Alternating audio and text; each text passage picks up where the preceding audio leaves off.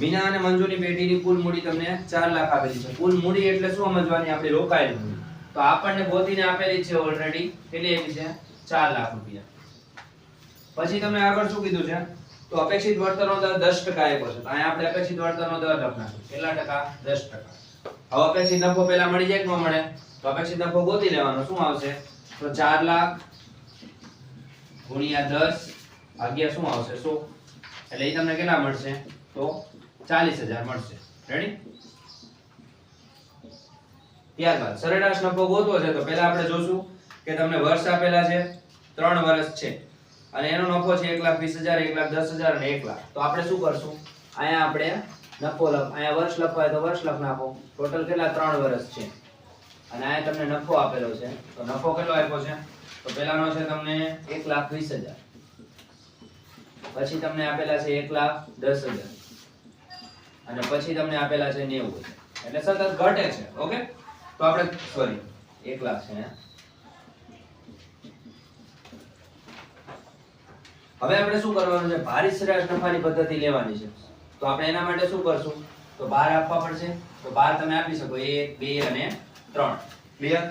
પછી શું કરવાનું? આયા ભારિત નફો ગોતી લ્યો. તો ભારિત નફો બરાબર ભાર ગુણ્યા નફો. તો 1,20,000 પ્લસ 1,10,000 ગુણ્યા 2 એટલે 2,20,000. ત્યારબાદ 1 લાખ ગુણ્યા કરો એટલે 3 લાખ ઈ આવશે.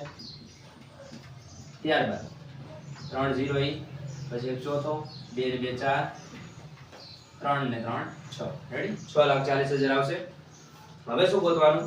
ભારિત નફો. તો અહીં લખીએ આપણે ભારિત સરેરાશ નફો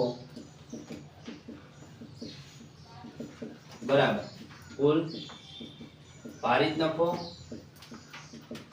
છેદમાં આવશે કુલ ભાર. તો આપણે ભારનો સરવાળો 3 ને 2 5 ને 6.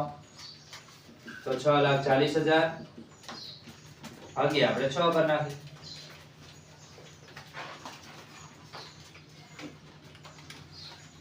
ભાગ્યા 6 એટલે કેટલા આવશે?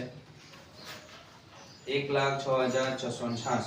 રેડી? પોઈન્ટમાં આવશે 1,06,666.66. આ તમારો ભારિત સરેરાશ નફો મળ્યો. હવે શું ગોતવાનું છે? આપણે અધિક નફો ગોતવાનો. તો સરેરાશ નફો તમને મળી ગયો 1,06,666.66. એમાંથી આપણે અપેક્ષિત નફો માઈનસ કરવાનો. તો અપેક્ષિત નફો ઉપર આપણે ગોતેલો જ હતો. તો એ કઈ રીતે માઈનસ કરશું? તો 1,06,666.66 માઈનસ 40,000. તો કેટલા આવશે? તો બંનેની બાદબાકી કરી નાખી. 1,06,666.66 માઈનસ 40,000 કેટલા આવશે? 66,666. ઓકે, તો આ આપણને મળી ગયા 66,666.66 અથવા 67. તમને જે સારું લાગે તમે લખી શકો. ત્યારબાદ તમારે હવે શું આપેલું છે? તો અંદર ખરીદીના વર્ષો આપ્યા છે, આપણે જોઈ લઈએ.